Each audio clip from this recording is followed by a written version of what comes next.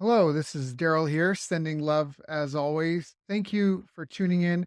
I just want to say if you like this interview, you can check our website for companion workbooks, action guides, tools, checklists, templates, and show notes with links for everything mentioned on the call.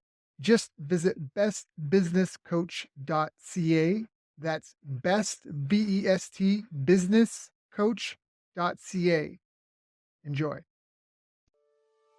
Welcome to the Best Business Podcast, the podcast for established marketers, entrepreneurs, and CEOs, the ones who want to join me in my mission to create 200 new multimillionaires who solve world problems with entrepreneurship. If that's you, then this podcast was created to give you access to the tools, training, strategies, and tactics you need to achieve multiple seven-figure profits as soon as possible. This world needs the best business you can build, so please get ready, open your mind, believe you can do this, and let's build a better world together for future generations. Hello, everyone. Thank you for joining us today. I'm Daryl Urbanski, as always, and today we're joined by a very special guest. It's someone that I've been extremely impressed with since I first met him at the Titans of Direct Response event in in Connecticut. First of all, before we get into kind of his business accomplishments, he's actually a wonderful human being. Just from knowing him and being interacted in the same communities, can tell that he really does care about people, that he really listens, that he really does provide the best service that he can, and he's just really out to make a change and a difference in the world. So he's a loving husband and father of two beautiful boys, and it's a real honor to have him on the call today. And I'm myself am excited to have the chance to speak more with him. We've talked a little bit, but never as in depth as we're going to get today.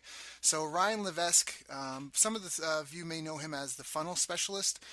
He's most well known for his survey funnel formula, and just in the last 23 months, he's generated over 2.8 million leads, 175,000 customers across 19 different markets, with price points ranging from $49 to $2,000. So, and if you're not impressed by that, before this, he spent nearly 5 years running a $20 million a year China expansion project for a financial company AIG with a team of 24 people. And before that, he worked on Wall Street at the prestigious investment banking firm Goldman Sachs. But today he is here to share with us some of what he does with his 8 and 9 figure private clients, as well as lessons he's learned along the way. So Ryan, thank you so much for joining us today. How you doing, buddy? Daryl, my man, I'm so pumped to be here. Thank you so much for the opportunity to be on here with you. Yeah, well, no, it's exciting. I mean, you've got a lot of value to give. Obviously, the proof is in the pudding. I didn't even mention teaching at Brown University, and you're just a very competitive person. I want to touch on that at some point in time in the call because I think it's really important. I mean, if you weren't competitive, you wouldn't have reached as far as you have to achieve the things that you have. But before we even get anywhere started, how did you even get started? Before you were the funnel specialist, before you were able to generate revenue and customers, what seems with relative ease, what were you doing? That's a really good question. So it's funny. Like probably so many of us who stumble in this world of online marketing and building our own business, the way I arrived here is definitely not something that I ever would have expected. So like you had mentioned, I studied neuroscience at Brown University, and I thought at one point that I was going to go on to medical school, become a neurologist, maybe a neurosurgeon. And what's interesting is that my roommate and best friend from college actually went that path. He's a neurologist today at the Mayo Clinic in Minnesota, and was one of the most world-renowned neurologists practicing in his specialty today. So he was smart, and I was not so smart, but I didn't know what I wanted to do. And I thought, well, I was always interested in business. I was always interested in investing. Story for another day. When I was a kid, I took a $5,000 inheritance. I mentioned to you my grandparents passed away when I was young. I took a $5,000 inheritance and grew it into $85,000 as a kid before I went to college, and that's how I was actually able to pay for college. Fortunately, this was in the roaring 90s when the stock market was just booming. But I went back to that experience when I didn't really know what I wanted to do, and I thought, well, wouldn't it be cool to actually work on Wall Street? So worked on Wall Street, worked for the investment bank, Goldman Sachs, but at the same time had this kind of random other interest that you and I were talking about before the call, which was language. And for me, I know your language was Japanese. For me, my language was Chinese. I was really fascinated with Chinese. And at the time, the reason why I was studying Chinese and neuroscience at the same time was I was fascinated by traditional Chinese medicine and its effect on the brain. And I really wanted to figure out if it was real or not. So that led me to Chinese, and all these kind of random passions and interests combined together when I eventually worked for the insurance company AIG in China. And I was running this massive expansion project. Basically, had my dream job. You know what it's like. Yep. Japan cost of living is a little different than China, but I was given an American salary. I had all sorts of benefits. I had house servants. I was living this fat cat expat lifestyle, and I was in my mid-20s at this time, and basically had achieved everything that I thought I wanted to achieve, and had this quarter life crisis. Right. Basically, it was like, like this is it. And, I was making the kind of money I wanted to make, and I was living the kind of lifestyle, but I felt empty. It felt like there was, and I wrote this letter to my mom, really embarrassing story. I wrote this letter to my mom, and I told her, it was the longest letter I've ever written in my life. It's about 24 pages, and it was actually typed it out and wrote it to her and sent it to her. I basically said, listen, Mom, I feel like I have this fire in me, and it's this fire that's almost extinguished. And I said, if I don't do something about it now, this fire is going to be burnt out for good, and it's never going to come back. And I get emotional about even talking about it today. But when I was going through this, I knew I wanted to go off on my own and do something. I didn't know what it was. I explored the idea of starting an import-export company out of China. I thought about at one point opening up a McDonald's franchise and getting investors to do that. Did all these things, but none of them seemed right.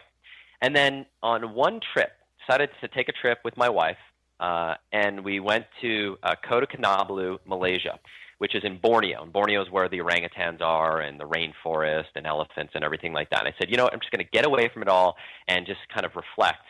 And literally, about 10 minutes before we leave our apartment for the airport, I said, I want to download something on my at the time it was my iPod to listen to while we're sitting on the beach, and I want to get an audiobook. And I really didn't know what book to get, and I just on a whim saw a book that had a really cool title. It's a book that we're all familiar with now, but at the time it was very obscure. No one had ever heard about it, and the book was 4 Hour Workweek. And I got it literally maybe months after it had come out, before all the buzz, and I listened to it on the beach of Kota Kinabalu at the Shangri-La, and it changed my world. I mean, it was this paradigm shift, and months afterwards, I just couldn't forget it. So I started reaching out to friends who were making money doing exactly what Tim Ferriss talked about online in the States, and one thing led to another. I started buying courses and how to make money programs. They were shipped to China.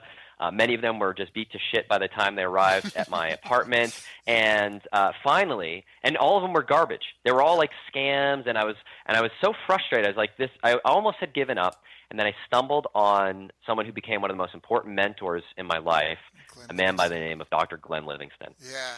And I followed Dr. Glenn's stuff, and we could talk more about the story if it's interesting. But long story short, I used his methodology to launch our first real business, and we took that business from nothing to $25,000 a month within 18 months, and replicated that same process in 3 different markets. And from there, that was the early foundation to what's become my survey funnel formula, what some people know as my ASK formula, which is the formula that you were talking about, responsible for all that success in all the markets that we've entered since then. But that's kind of the path, the early days of what led us from doing something completely different to how we arrived today on this podcast, you and I having this great conversation. Yeah, and I'm glad you brought up Glenn, because Glenn is such a great guy. I've gone through some of his stuff. I don't know him as well as I'd like to. We've had a couple of conversations. He studied with Ken McCarthy, who's one of my mentors, and so in that way we kind of share a similar background. But so many people that I talk to, they never want to reveal who their mentors were, and I don't know why, if they feel like it makes them less special or something. So I'm actually just glad that you're willing to, because like my mentors, like they've just done you so right. How do you not? not, sing to the hilltops. And you've really built on that. I mean, he's so proud of you. I know, because you don't know, but I've talked to him about you. But he's already so proud of you, just because it's like what anybody would want. And whether you're a mentor or whether you're a father, what you want is to put out your best into the world and have someone take that and improve on it and make it better and just take it as far as it can go.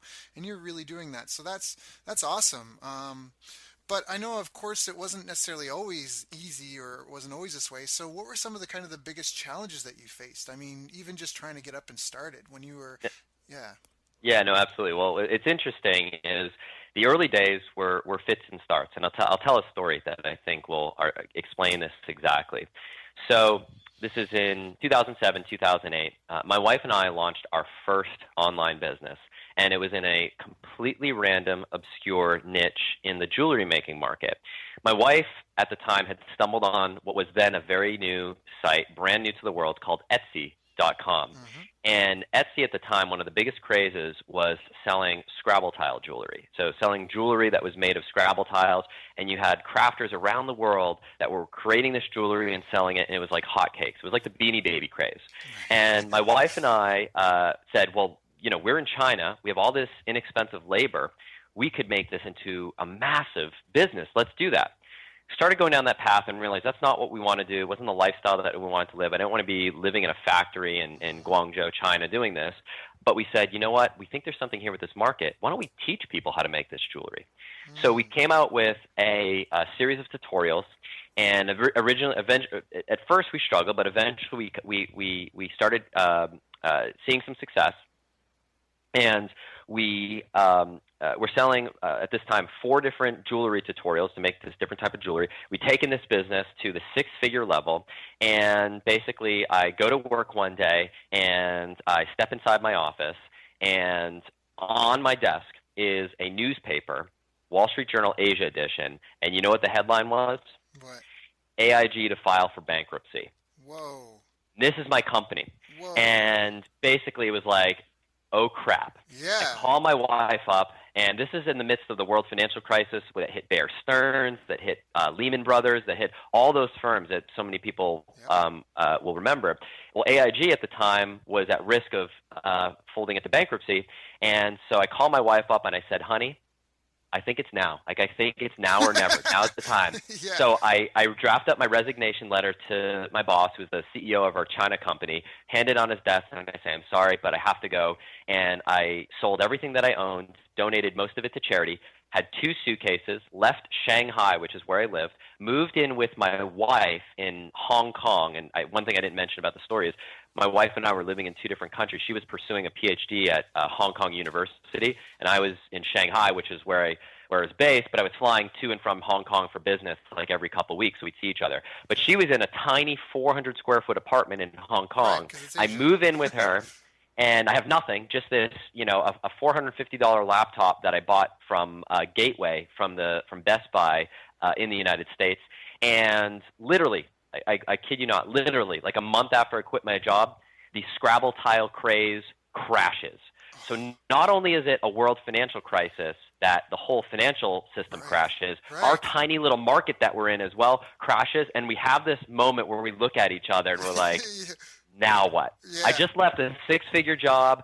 She's making no money as a PhD candidate. She gets like a $500 a month stipend. We're living on nothing. And so we make a decision. We say, you know what? She says, I can wrap up my program early. I can finish up my program. Let's move back to the States, and I'll get a job. I'll get a job so you can do the business full time, and we can cover our living expenses.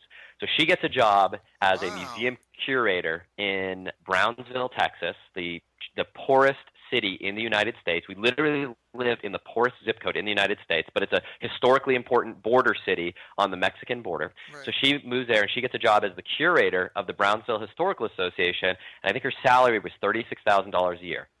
And that's what we lived on. We moved into a crappy apartment. We had no furniture. I tell the story how we opened up a corporate bank account, and the gift that you got when you opened the bank account was a free one of those foldable lawn chairs. Okay. Like when you go to like a soccer game and you right. we got that. And my wife, as like the consummate negotiator, somehow like negotiated 2 out of them. So we each had one. And so that was our living room furniture. That's it. We had that. We had a TV that we bought for like $5 from the Goodwill. No cable. We just had the old rabbit ears, and we had to jam it in the window. And basically, and we had one car. I drive her to and from work, and every single day in and day out, I worked on building my business. And that's how we took that business that I mentioned, that we went from nothing to $25,000 a month, which was in a gardening market, to that level in 18 months. Once we reached that level, my wife quit her job, we moved to Austin, and the rest is history. That was when we finally kind of figured it out, and from there grew our business into the multi-million-dollar company that it is today. That is so awesome. Yeah, that's such a good story, and you explained it so well. I was having visceral reactions in certain instances because I've totally been there. I know exactly what you're talking about. I mean, we had a $200 mattress on the floor. We insisted on buying. We went to the mattress store, Daryl, and I remember the store. I remember the store clerk, and we basically walked in. And we said, "What's the cheapest mattress that you have? Like the cheapest?" And we wanted new. Like that was the one thing we didn't want to like take a risk on. Like a used. We wanted a new mattress, and he's like, you have to go way in the back, like the secret room. It's like, well, this was discontinued about 4.5 years ago, but I'll give it to you for $200. And we're like, sold. The thing was like, I mean, it was harder than if you remember mattresses from college. Yep. It was harder than that. It was terrible. We put that thing on the floor, had our 2 lawn chairs, and that was our life for over a year. So I tell that story because people see our company today, they see, they hear this podcast, and they think, well, you must have been handed everything on a silver spoon in your mouth. Right. No, I was a working class kid. I worked my way through college, and this is what it takes. This is really what it takes. And every entrepreneur that I've spoken to uses what another mentor of mine, I believe someone that you have studied and followed as well, what our good friend Perry Marshall likes to say, your bologna sandwich and ramen noodle days. That's right. Yeah, my buddy, we used to call it roofing ramen. That's what we I did an interview with him, Dan Fagella. I did an interview with him, but we were like, it was our roofing ramen days. As long as we have a roof and as long as we have ramen so we don't die, we're good. Like, that's it. That's it. It's balls to the wall, get this thing up and running. Yep. Yeah, man, that's it. And I just have to give a shout out to my wife. I'm just so fortunate that I'm married to someone who believed in what we were doing enough to say, let's take a flyer on it, and if it doesn't work out, we'll figure it out. Yep. It's the early days. Now it's nice to look back and kind of remember them fondly. But at the time, I'll tell you what, that forced poverty, right, yep, where we forced ourselves to live on very little. I could have gone out and gotten a job, but we said, you know what, let's cut our living expenses to as small as they are, and let's make our focus growing this business. That makes you hungry. That makes you we talk about competition at the beginning of the call. You don't want to be in that situation for very long. So it lights a fire under your butt to make something happen. Yep. So yeah. I think that's an important part to segue into is like, I have a martial arts background, and one of the things that I learned that was really eye-opening for me, and being fortunate enough to be able to train with world champions and Olympians, was that a lot of these guys, they have the mentality that, you don't show up at a world championship and then become ordained world champion. You are the world champion when you show up to that competition. So It's all in the preparation. It's all in the habits. It's all in, like, when you show up, if you're going to go and try to win a gold medal for judo or whatever, when you show up, you've got the best day-to-day routine, the best coaches, the best training partners. Like, your life is like optimized for performing this function. And when you've got when you're trying to grow a business, and like you need to be hungry, you need to be lean, you need to be frugal, you need to be counting pennies, you need to be on your game, you need to be on your grind. And that's where I have something I like to say is don't betray the habits that got you where you are, because that's something that that's why I say nothing fails like success, right? Because you work so hard and then you get successful, and then you kind of get bolder or you relax, I guess. But it's because... I think you bring up such a good point. And I think what you're doing here by doing this podcast, this interview series, is so helpful. And I'll explain what I mean by that. So often we look to our models of success, and whoever pick a business icon that's someone that you look up to. Who is someone that a name that comes to mind? That I look up as far as business success. That would someone that you look to is Sorry? Probably be Jermaine Griggs. He's like my best friend, and the guy is he's just a ninja. He just added literally in the last week he just added, I don't know if I'm allowed to say this or not, but whatever. He just added like 1,500 people in 1 week, 1,500 people to his 37 a month continuity program that had 3 upsells on it, each averaging $80 with like a Wow. 40% uptake rate the whole way. And and now it's going to be an evergreen thing. Like the guy's anyways.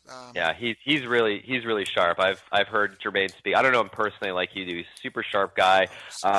Enjoyed his House Hunters episode on HGTV. Yeah. So shout out to him there. Yeah, don't think we spy on our peers like that. No, that was really cool. No, but so whether it's Jermaine Griggs or say someone like Mark Cuban or someone who's more in the public eye that everyone would be familiar with. You look at someone like Mark Cuban. The biggest mistake that I see people make is that you look at the way Mark Cuban handles himself now, and you say that's what's going to make me successful. Right. You need to look at what Mark Cuban was doing 25 years ago when he was in the same situation than you're in right now. And that's the reason why I wanted to go through that a little bit of that story. And I know it took a little bit longer than maybe we might have liked, but I think it's important to understand those things. Those details matter. The only time that my wife and I went out to eat was Star's Drive-Thru. It's a little drive-through burger chain, and the only day that we went out to eat, Thursdays, because on Thursdays they had dollar hamburgers, and so we would stock up. I'd get 2 hamburgers, she'd get 1, and if we were really feeling like splurging, she'd get fries, or we'd get fries. And I'd get another burger for the next day at lunch. Well, she was at work, and I'd just warm it up, on the stove. Those details, as seeming, superfluous or unnecessary, that matters. If you're going out and having $40, $50 sushi dinners while you're going through your lean days, your priorities aren't right, and you're going to struggle. And I've seen it. A lot of my friends, especially friends who are successful, they reach this level of success and they say, you know what, I'm going to leave my corporate job, I'm going to leave my law career, I'm going to leave my career in medicine and start from the ground up, and they never want to leave the lifestyle stuff behind. Right.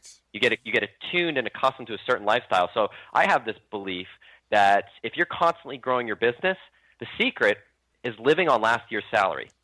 So in other words, if you made $100,000 last year and $250,000 this year, just live as if you made $100,000 this year and you'll be fine. And if you constantly grow your business and you're living based on the money that you made a year prior, you're going to be set. The biggest mistake people make, and I even see myself fall into this temptation, is you have a great year, you have a great series of years, and you want to start upgrading everything. Yep. Yeah. And then before you know it, it puts all this pressure on you. And then to your quote, which I think is brilliant, you betray, how did you phrase it? You betray the habits that got you to where you are? Yeah, never betray the habits that got you where you are.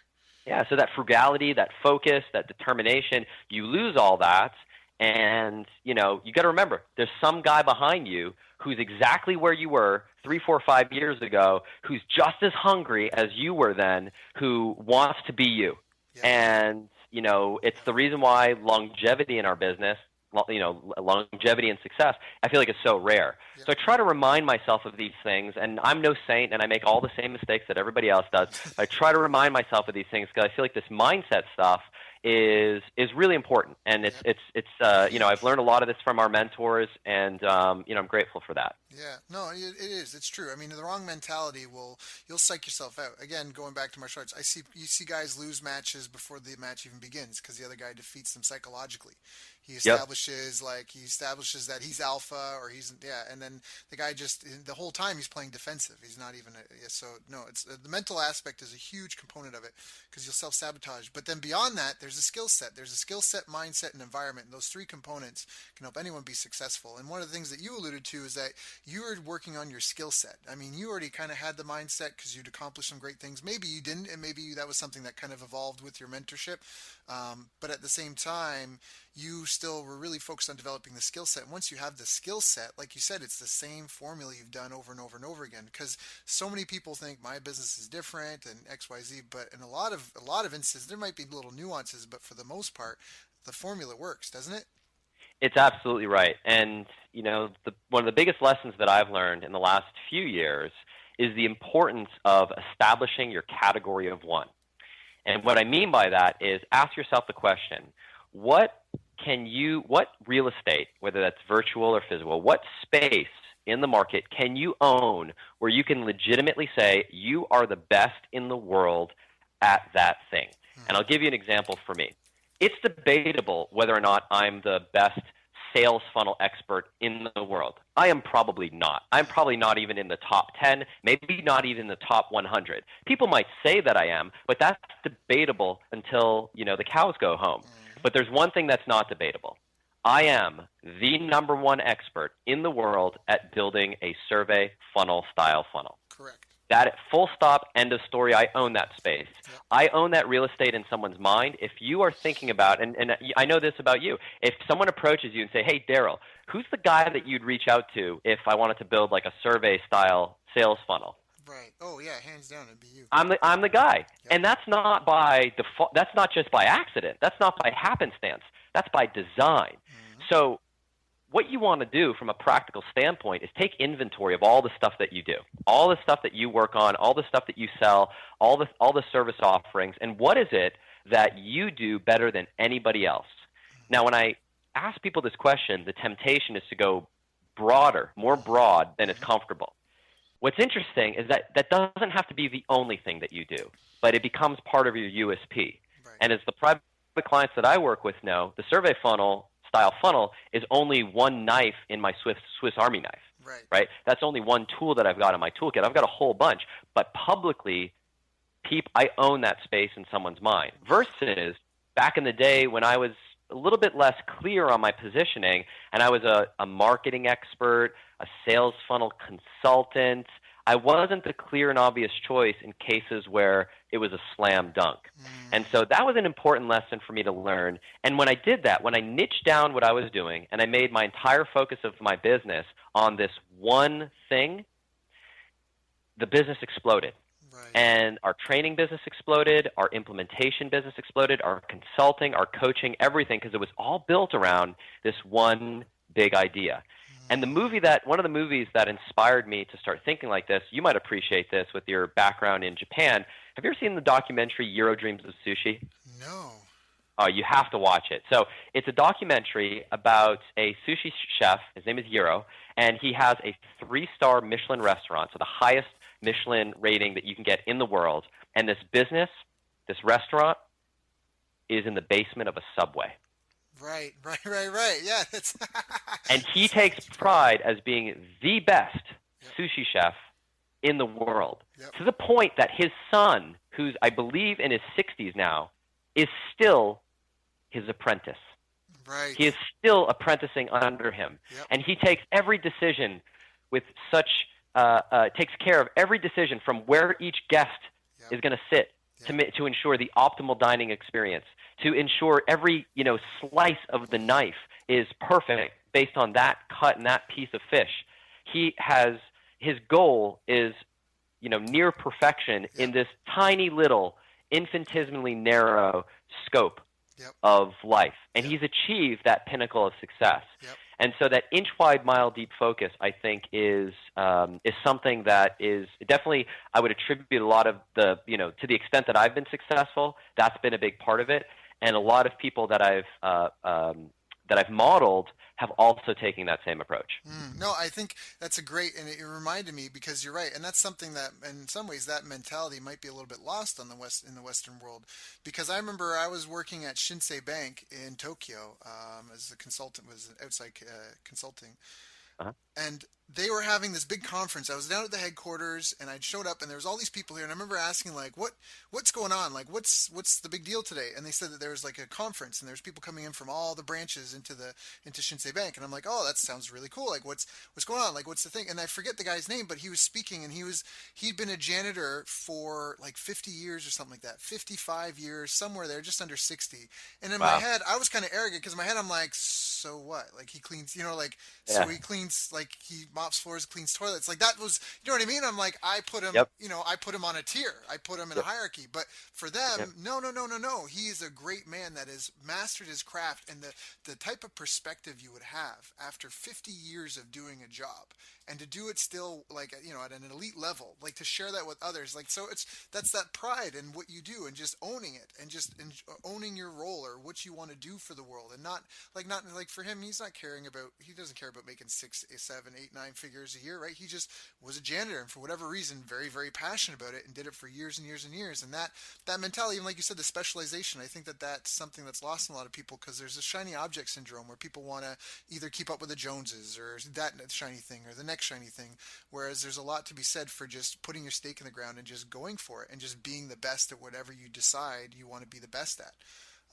I think Absolutely. No, I could not agree with you more. I think mastery is a skill that is widely lost. Mastering what it is that we do.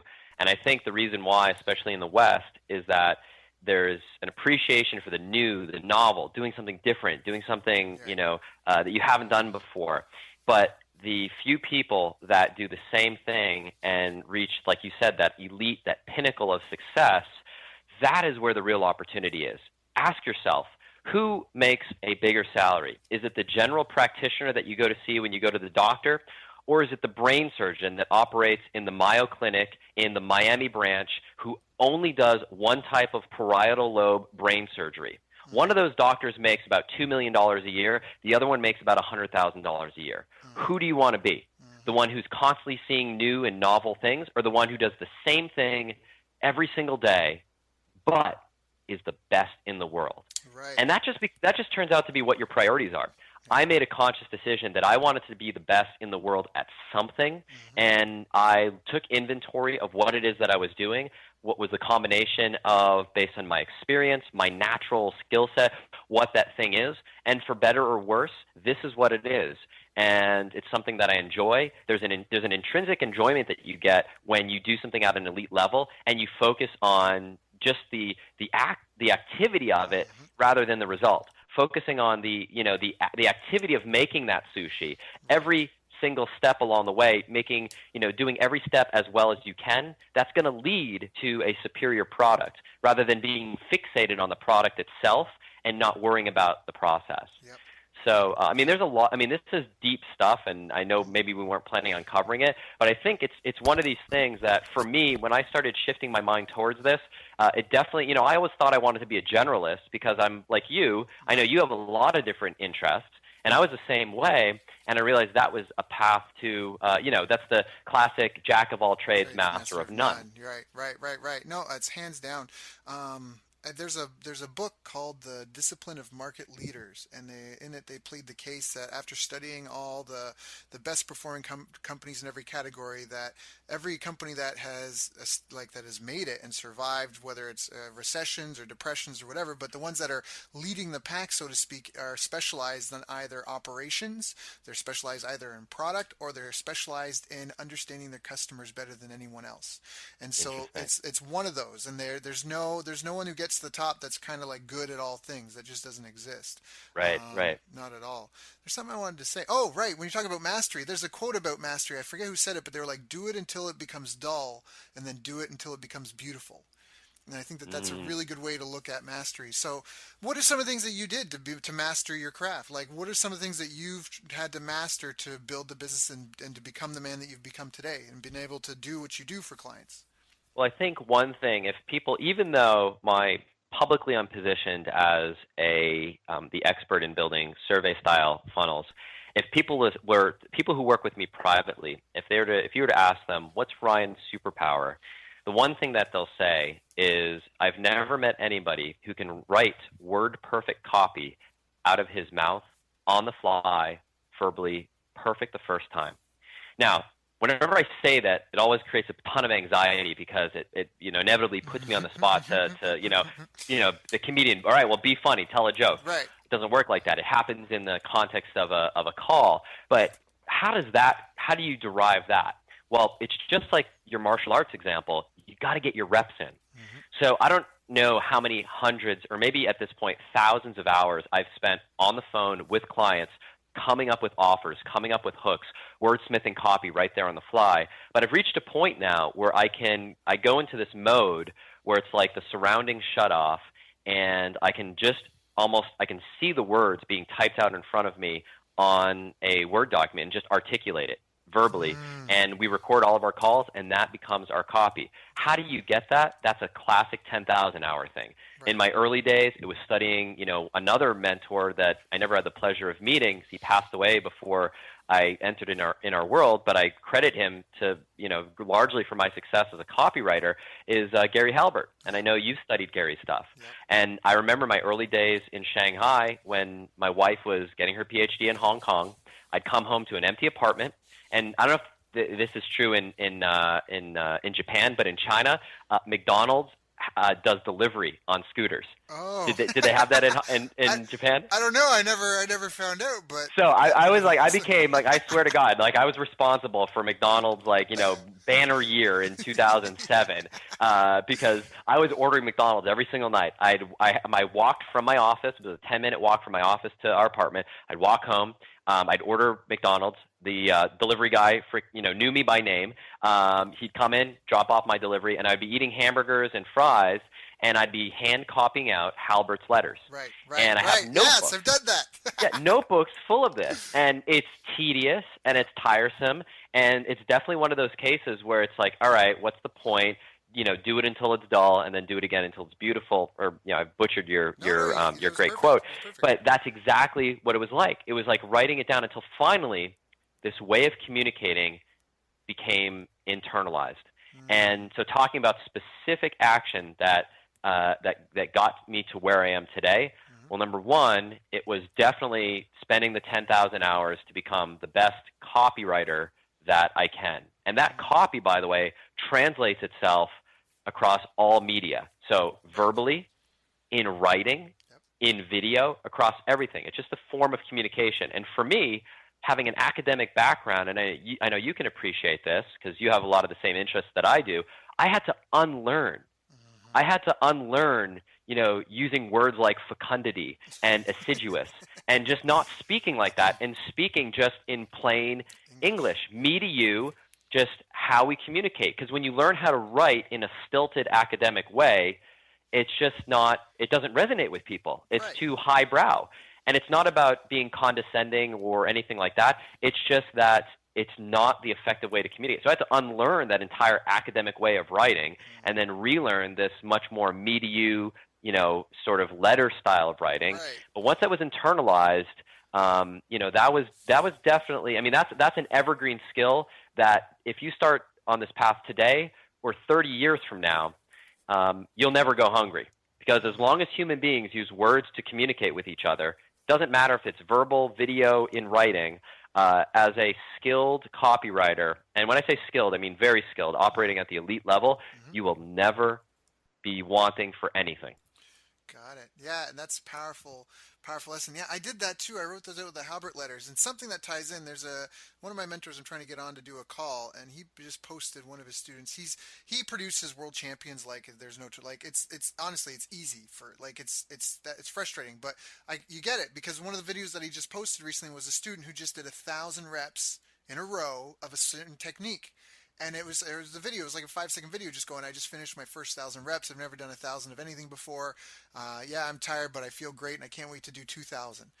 By the end of the day, she'd done 3,000 reps. And a buddy of mine, DJ Jackson, he won, and this is Brazilian Jiu-Jitsu, but he won the World Championships as a blue belt in gi and no gi, which is like with the uniform, without it. And then he went back the next year, and then he won the World Championships as a purple belt, the next level up, in gi and no gi. And then he went back the next year and won the World Championships again as a brown belt in gi and no gi. And he went back the next year and won as a black belt. He won gold in no gi and bronze in gi. And I remember sitting down talking to him, being like, what's your strategy? And he was telling me how he'll go compete, he'll analyze his game, he'll figure out his 3 biggest weaknesses, and he'll drill that 10,000 times before the end of the month. And it's like that's just how he did it again and again and again. So we were talking about this is the old school 10,000 hours type thing. I think there's hard. It's energy, time, focus, and effort. So you got to get your reps in. Yeah. Is what it comes down to. If you're going to become a world-class basketball player and you want to shoot 90% from the free throw line, what's the secret? Is it some magic bullet that someone's going to say, oh, just flip your wrist like this and you'll be fine? No. Right. The answer is you got to get your reps in. You got to get your shots in the gym, right. And whatever that is in your business, you got to get your reps in. If it's consulting, how do you become the best consultant in the world and you're getting on the phone with people? You practice. right? You get on the phone with more people. You try to think on the fly. The more you do that, the better you get at it. If it's writing copy, it's writing copy. Jerry Seinfeld, if you ask, if you've ever studied Jerry Seinfeld and what led to his success, he says, what's been most responsible for my success? He says 2 words: just right. Just right. Every single day he made it a point to just write, to write jokes. The more jokes you write, you're going to have a lot of duds in there. Yep. But the more duds you have, the more winners are going to be in there as well. Right. No, I love that. So copywriting really is kind of the one skill that you had to master in order to help grow and grow and be successful and scale your business.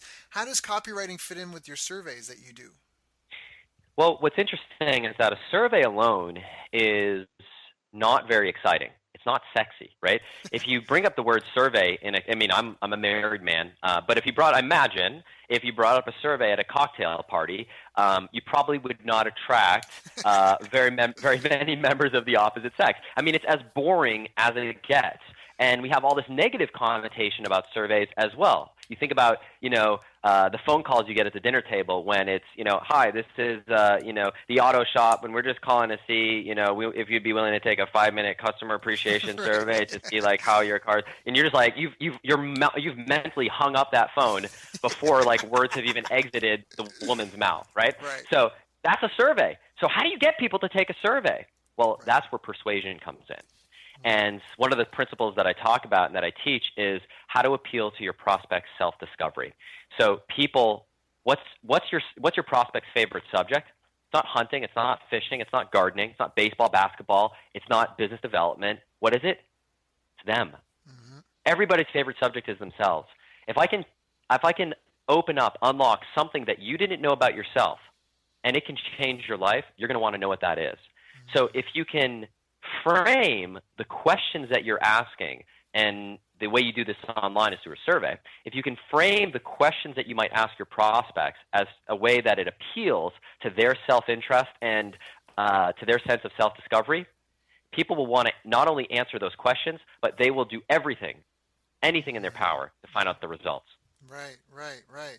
Yeah, that's an old sales thing where you can't motivate someone to do something they don't want, but if you show them how to get what they want, they'll move a mountain. Right, exactly. Like exactly. Got it. So there's a lot of persuasion that's involved, and at the same time, the beauty of it is it's not manipulative because the way we use surveys benefits the customer. So it's a case where this is one of the rare situations that when you use surveys the way that I implement in market after market, it not only benefits you as the merchant because you make more money, it benefits the consumer because it allows you to learn a little bit about the consumer in a way that you can point them to a solution that's a better fit for them than if you were to just try to jam a one-size-fits-all solution down their throat, which is what most marketers do. Right. Yeah. What do you see kind of as the big mistakes that a lot of marketers and entrepreneurs are making in collecting customer data? Well, I think they're asking the wrong questions. I think, and I talk about this in my upcoming book, Ask, that we all know that gathering customer feedback is important, right? That's self-evident. Right. But the questions that people ask when they do that are often flawed. For example, you cannot directly ask someone what they want. Right? There's a famous quote. It's attributed to Henry Ford, and he says, if I would have asked people what they wanted, they would have told me faster horses. Right. And the reason why that quote rings so true for people is because it is true. People don't know what they want. And I say there are only 2 types of information that people can accurately tell you when they don't know what it is that they want, and that's number 1, what they don't want, and number 2, their past behavior. So you have to ask the right type of questions at the right time to the right people in order to get data that's useful. Otherwise, if you ask people, for example, what it is that you want, you have all sorts of things that happen where people will make up answers to please you as the survey taker. Right. And there have been studies about this where people respond differently in laboratory settings because they're trying to please the experimenter or they're saying what they think they should say. Right. The same reason why, if you ask, what's the circulation of the National Enquirer? It's one of the largest circulations in the country. Who reads this magazine? Nobody reads it. Nobody reads it. No, you're totally right. That's in perfect sense. I remember going back to Glenn. I remember one of his one of his talks, he was talking about focus groups that they used to do. They keep people there for a couple hours, ask them what they like about product XYZ, and then at the end they'd be like, "All right, thank you for coming. Here's your check. Blah blah blah. Oh, also we got notification you're allowed to take home any of these that you like on your way out. So thank you for participating. Just grab your gift on your way out." And that was the real test, was to see which product people grab, because they'd sit there for 2 hours, 3 hours, and in the focus group setting what they like and don't like about XYZ. But then when they went to leave and they were told they could grab any of like the 4 or 5 products, but only Right. one of them, that was the actual test. So no, exactly. I love it. I love it. Very well articulated. Excellent, excellent. So listen, Daryl, I know our time is limited. What else should we cover before we have to part ways? Well, I do want to talk a bit about what you've got going on, because I think you've got some great value, and I know I think there's 4 or 5 different types of surveys that you use, and you've got a book that's coming out too. So can you maybe tell us a little bit about where people can learn more about surveys and about your book, and like if any of this is resonating with them, how do they what's next? How do I get more of this good info? Absolutely. Well, I think the best way to dive deeper into this stuff, and we didn't spend too much time talking about the survey side of things, but everything that we talk about was sort of tangential to the thing that's most central and really most critical to my success, is asking the right questions at the right time to the right people, and then integrating the results of those questions in your marketing. And I ask people, I say, you want to know the secret to going into 19 markets with virtually 100% success? Well, the answer is you take all the guesswork out of the process. How do you take the guesswork out of the process? Well, you ask the right questions to give you the right answers before you take any action. And that's what the book that we have coming out in March of this year, Ask, is all about. The book is called Ask, and the subtitle is The Counterintuitive Online Formula to Discover Exactly What Your Customers Want to Buy, Create a Mass of Raving Fans, and take any business to the next level. And the book is basically broken up into 2 parts. The first part is the story of how the methodology came about. And we talked about a few of the twists and turns from my own personal story, but there's some things in there that we didn't talk about, like the fact that in 2012, I actually almost died. I had a near-death experience. I was in the hospital, in the ICU, and it took me reaching that point for this formula to be articulated in the way it is. The second half of the book is all about the detailed methodology. It's all about what you were starting to talk about, those 4 key surveys, what surveys you use, at what points in your sales process. And this book, what's cool about it is I made a decision, as uncomfortable as it was, to just throw it all out there. What I decided to do was basically reveal my family secret recipe. And I decided not to hold anything back. This isn't one of these books that's a thinly disguised sales letter. My model for this book was Malcolm Gladwell's book, Blink. It inspired the title, it inspired the design of the book, and it inspired the contents. So if you're a fan of that style of book that gives you insightful data and information and stories that can lead to actionable changes that you can make in your business, I think you'll really like it. And what I thought would be cool, Daryl, if it's okay with you, is why don't we just do a giveaway? And I can set aside a handful of physical copies of the book, and we can give them away to anybody who might be interested. Yeah. And I Cool, and I was saying, and I think what as far as how to do that, why don't we do this? I know we set up a special link at askformula.com/BBP, so for Best Business Podcast, just to keep it as simple as possible. So BBP, and when you go to that page, you'll see that the book retails for $24.95. This is a physical book. If you enter the coupon code BBP for Best Business Podcast 2015, BBP 2015, it'll take the book to 100% free, and I'll set aside, let's say, 50 copies. So first come, first serve, 50 physical copies. I'll buy you a copy of the book, and and I'll ship it to you for free. That's awesome. Yeah, that's awesome. That's really, really cool. I actually encourage everyone that listens to this that they should do that. Even if somewhere down the road Ryan tries to sell you something, because I know where he's come from. I know the mentors he's had. I know how they've helped me, and I fully endorse, honestly, sincerely believe in the survey. I mean, everybody knows you need customer feedback to do it, and there's just not a lot of training on how to do it. And so I would really recommend to do it. I've already been thinking I'm going to go to that link and get the book myself, because I am. I want to know. I want to know your survey method, Ryan. I want to know your secrets. So, yeah, but that's. I mean, this podcast was created to help. This podcast is to help create 200 new multimillionaire business owners, and you're not going to do that if you have no connection to your clients, customers.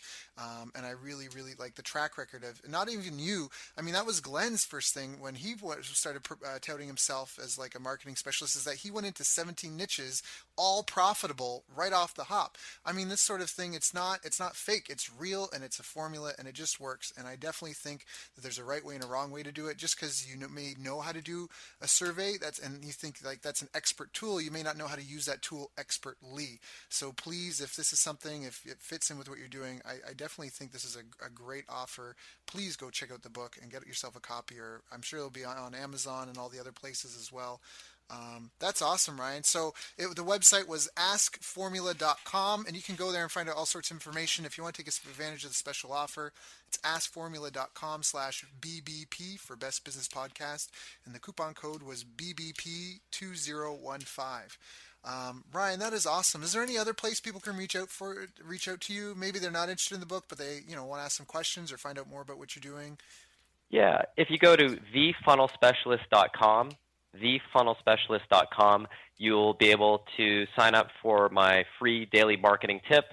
I talk about what I'm doing in all the different markets that I'm in, and really spend a lot of time just sort of sharing what we're doing, what's working, what's not working, and there are a number of articles on that site that you can take a look at as well. And that's thefunnelspecialist.com. Got it. Yeah. Thank you for sharing. And again, people listening, Ryan's the real deal. I mean, you can't fake 2.8 million leads and almost 200,000 new customers. So, again, if anything of this has resonated with you, if any of our guests resonate with you, take action, connect yourself, surround yourself with the right people, because you can't do it alone. You can't. There's never been a rich hermit. You can't succeed on your own. I didn't even learn how to tie my shoes on my own. So please take advantage. That's why we're doing these interviews, is to help connect you to good people. So Ryan, thank you so much for joining us today. I really value you sharing your story, being willing to be vulnerable and admit things that, I mean, obviously there's nothing wrong with what you went through, but obviously some people, they want to hide. They want to hide their mentors, who their mentors were, and they want to hide the failures and the challenges that they had along the way. And you were really forthcoming with that. And I certainly hope it's benefited everyone listening today. Daryl, thank you so much, man, for the opportunity to share it. And I truly believe we all stand on the shoulders of giants, and we all have near failure experiences as entrepreneurs. So those are our biggest learning experiences. I'm happy to share them. And I just want to say thanks again for the opportunity to be here and share this with your audience. Thanks, man. You've reached the end of our interview. Now, first, let me thank you for listening. I appreciate and respect you more than you'll ever know. And now I'd like to ask you a couple of questions. First, what 3 lessons did you just learn? What 3 aha moments just jumped out at you? Second, what can you implement for yourself and your business in the next 24 hours? Third, what can you give to someone else to help you with, or give them to just do it for you? Whatever it is, remember, taking action is the secret sauce to results. Now, if you think this interview would be helpful for a friend, please give them a link to it. It'll help them, and it'll help me too. I'd also like to invite you to help me find out more about the challenges you're facing, your dreams, your goals, and how I can help you overcome what's holding you back. We both do better when we know better, and your success is my success. So please reach out and interact. You can visit our website, bestbusinesscoach.ca for Canada or California, where I'm from and where I'm living. You're welcome to also try out one of our paid programs. You can find us on YouTube, Facebook, and pretty much every other social media channel you can think of. You should also subscribe to the podcast, and if you're enjoying them, please leave us a nice review. It really helps. That's all for now. Once again, thank you. Take care of yourself and remember the world needs the best business you can build. And I believe in you.